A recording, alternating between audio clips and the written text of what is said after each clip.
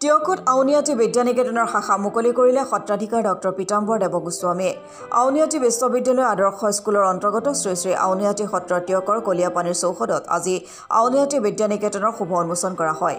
আউনীআটী সত্ৰৰ সত্ৰাধিকাৰ ডক্টৰ পীতাম্বৰ দেৱগোস্বামীয়ে শুভ উন্মোচন কৰা এই অনুষ্ঠানত আউনীআটী বিশ্ববিদ্যালয়ৰ উপাচাৰ্য ডক্টৰ ডম্বৰু নাথ, আউনীআটী বিদ্যানিকেতন ডিব্ৰুগড় পৰিচালনা সমিতিৰ জ্যেষ্ঠ বিষয়ববীয়া বিদুষ বৰকাকতি, আউনীআটী বিশ্ববিদ্যালয়ৰ পঞ্জীয়ক প্ৰকাশজ্যোতি বৰঠাকুৰ, খগেন লেখাৰু, অনিল লগোৱা, টিয়ক চন্দ্ৰকমল বেজবৰুৱা মহাবিদ্যালয়ৰ প্ৰবক্তা ৰবীন শইকীয়াকে প্ৰমুখ্যে কৰি কেইবাগৰাকীও গণ্যমান্য ব্যক্তি উপস্থিত থাকে।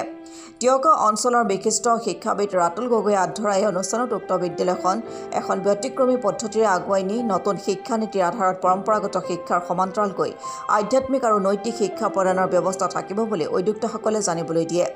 লগতে এই বিদ্যালয়ত ছাত্ৰ ছাত্ৰীসকলক শিশু অৱস্থাৰে পৰা বিশেষকৈ স্পোকেন ইংলিছ আৰু স্পোকেন সংস্কৃত শিক্ষা প্ৰদানৰ পৰামৰ্শ আগবঢ়ায় সত্ৰাধিকাৰ ডক্টৰ পীতাম্বৰ দেৱগোস্বামীয়ে। ইপিনে এই বৰ্ষত উমলাঘৰ শ্ৰেণীৰ পাঠদানকে ধৰি অংকুৰ আৰু মুকুল শ্ৰেণীৰ পাঠদান আৰম্ভ হ'ব বুলি জানিবলৈ দিয়ে বিদ্যালয় পৰিচালনা সমিতিয়ে। 2022 চনত আমাৰ আউনীআটী বিশ্ববিদ্যালয় আমি আৰম্ভ কৰিছোঁ।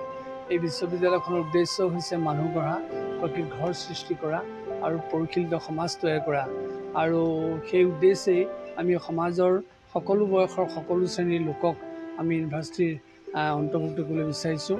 আৰু তাৰে আদৰ্শত আজি আউনীআটী বিদ্যানিকেতন নামেৰে আমি আউনীআটী বিশ্ববিদ্যালয়ৰ আদৰ্শ স্কুল এখন ইয়াত প্ৰতিষ্ঠা কৰিছোঁ।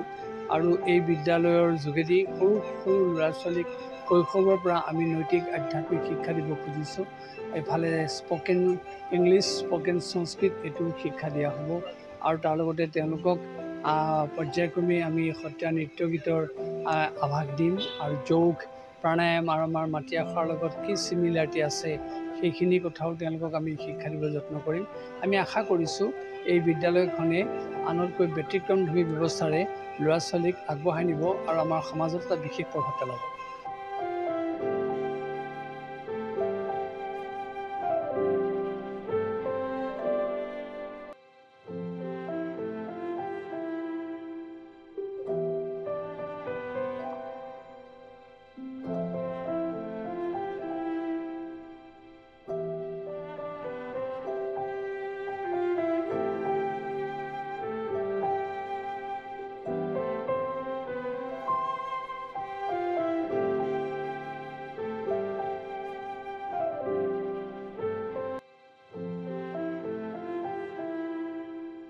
টিয়কৰ পৰা বিৰাজ বৰা ৰিপৰ্ট, অসম টুডে।